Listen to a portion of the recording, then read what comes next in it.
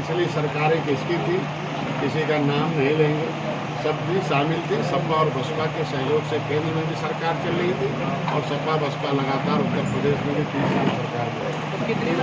इन तीनों के सहयोग से ये काम हुआ और मछुआरों का ये जो मछुआ एक पद है मछली मत्स्य विभाग का, उसको फ्रीज कर दिया गया और उर्दू अनुवादों की भर्ती करके विशेष लोगों की भर्ती की गई जो नाइंसाफ़ी थी। न मछली उर्दू पढ़ती है, न मछुआरा उर्दू पढ़ता है, न तो गांव का समाज उर्दू पढ़ता है। जब देश आज़ाद हो गया, हर धर्म पढ़ने वाला है, तो इस तरीके का मेरे विभाग में उर्दू अनुवादक भर्ती करना, हर विभाग में तो उर्दू अनुवादक नहीं भर्ती किया गया। ये मछुआ समुदाय कमजोर था, इनकी नौकरियों को लूटना था, इनको धोखा देना था, इसलिए उर्दू अनुवादक की भर्ती किया गया। मैं धन्यवाद दूंगा माननीय मुख्यमंत्री जी को कि उन्होंने इसको स्वीकार किया और उन्होंने कहा जल्दी से फाइल तैयार करो और मछुआ जो पद है खाली जो है इन मछुआरों के लिए भर्ती करने का शुरू करो और जो हर जिले में 10 मछुआ कर देंगे, 12 मछुआ रहेंगे तो जाके आपके समाज का भला होगा। एक भी मछुआ समुदाय का व्यक्ति हमारे विभाग में नहीं है जो इन योजनाओं को मछुआरों के घरों में ले जाके बता सके। आज मैं अपने कम साधन संसाधन में जो हमारा विभाग है, कम संख्या में सब आधा से ज़्यादा रिटायर्ड हो गए हैं, उनको भी बधाई दूंगा कि कम कर्मचारी होने के बाद भी हम अपने विभाग को संचालित करने में कामयाब हो रहे हैं और आगे बढ़ रहे हैं और सब लोग आपका जो नगर पंचायत में अभी आपने एंट्री मारी है और जीत हासिल की है 54 से, तो ये एक आपका प्रवेश द्वार हो गया। तो क्या माना जाए आगे जो लोकसभा विधानसभा में भी आप यहाँ से सीट मांगेंगे? देखिए, कोई भी पार्टी खड़ी और बड़ी कार्यकर्ताओं की बदौलत होती है और कार्यकर्ताओं के सम्मान में हमेशा निषाद पार्टी खड़ी हुई है और हम हर जिले में चाहते हैं, हर मंडल में चाहते हैं कि निषाद पार्टी का एक विधायक हो और जिसकी वजह से वो हमारे निषाद मछुआ समुदाय के साथ साथ जो निर्मल इंडियन शोषित हमारा अंदर के कार्यकर्ता हैं और जो गरीब हैं उनका संघर्ष करके हम उनको हम न्याय दिला सकें। तो सोनभद्र भी मछुआ से बाहुल है, यहाँ हम बिंद के नाम से जाने जाते हैं, केवट मल्लाह के नाम से जाते हैं, कोल भी हमारे हैं, कोल भील जो हमारे हैं, ये सारे लोग उपेक्षित हैं और कितनी इनकी दशा दुर्दशा खराब है। उनकी अगर लड़ाई हम लड़ रहे हैं तो निश्चित रूप से सोनभद्र में भी हम अपने एनडीए अभी हिमाचल में हारी है, अभी कर्नाटक में हार गई, तो क्या लगता है एनडीए गठबंधन अभी 3 प्रदेश में भी चुनाव होना है, उत्तर प्रदेश में क्या लोकसभा में सीटें कम होगी या सरकार जाएगी मोदी की? देखिए, वो लोकल स्तर पर चुनाव होता है और लोकल चुनाव लोकल दृष्टिकोण से होता है। इन परिस्थितियों में कर्नाटक में हमारे भारतीय जनता पार्टी हमारे बड़े भाई है, बड़ी पार्टी है, उस पर चिंतन मनन करेगी, निश्चित रूप से सुधार करेगी और माननीय मोदी जी के चेहरे पर पूरा देश का चुनाव है जो हम अर्थव्यवस्था में 5वें नंबर पर हैं और G20 का नेतृत्व कर रहे हैं और पूरे देश का मान हम बढ़ा रहे हैं। तो निश्चित रूप से मोदी के भारत जैसे बिना भेदभाव के सभी योजनाओं को हम चेहरे पर ही तो कर्नाटक का चुनाव लड़ा गया था।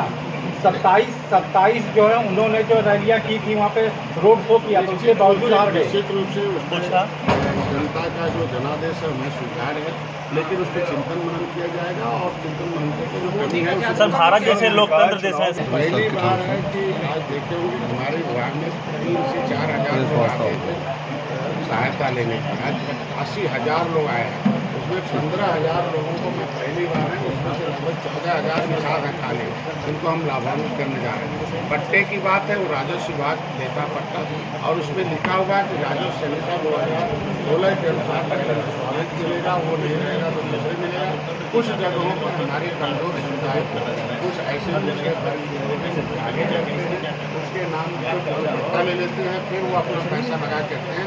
उसके लिए मैंने एक कानून बना रखा है कि कोई भी पट्टेधारक किसी को ट्रांसफ़र नहीं करेगा, दूसरे को शामिल नहीं करेगा, ऐसा पाया जाता है तो कैंसिल होगा।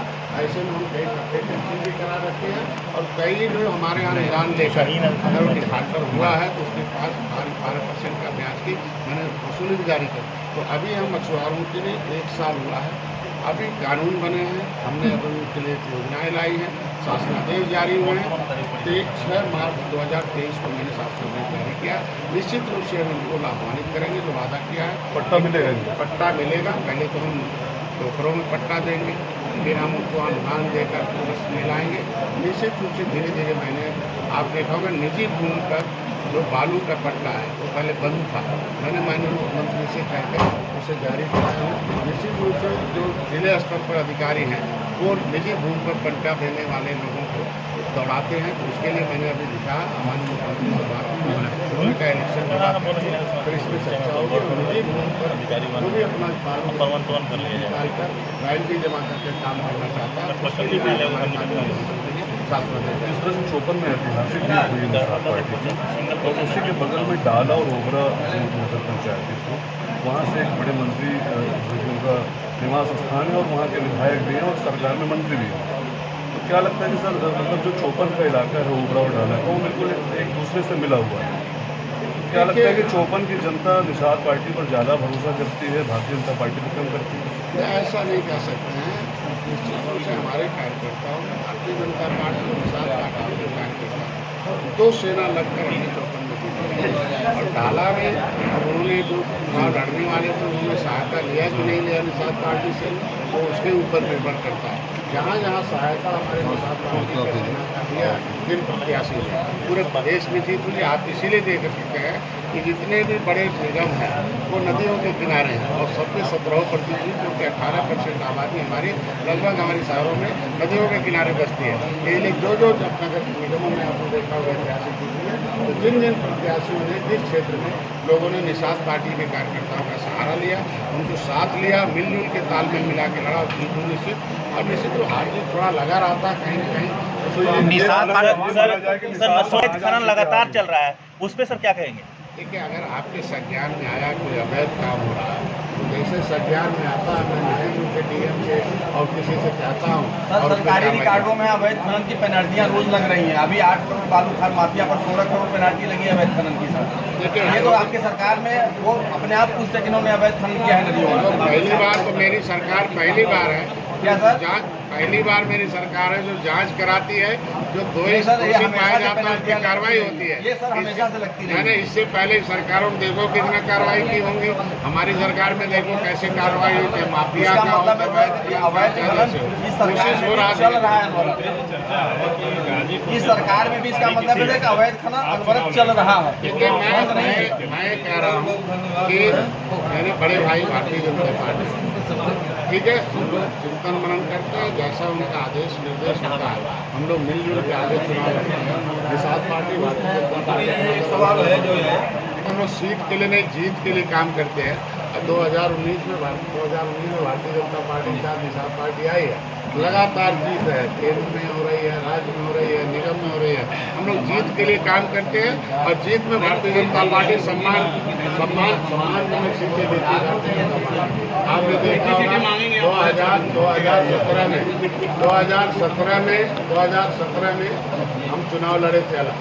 समाजवादी पार्टी ने कहा था कि हम सीट देंगे, नहीं दिया, हम अलग लड़ गए, 1 सीट जीते थे। भारतीय जनता पार्टी ने हमें बुलाकर 15 सीटें थी, उस 15 सीटें में 11 सीटें ऐसी ली थी जो भारतीय जनता पार्टी नहीं जीत पाई थी, मैं 9 जीता उसमें से।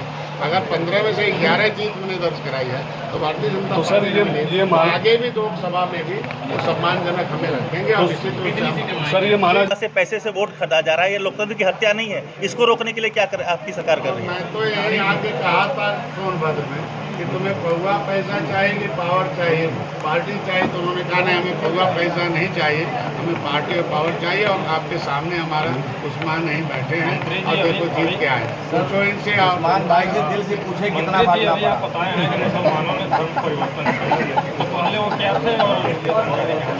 सभी लोग भारतीय हैं, यहाँ के बिना भेदभाव के सभी लोग। आप लोगों का धन्यवाद।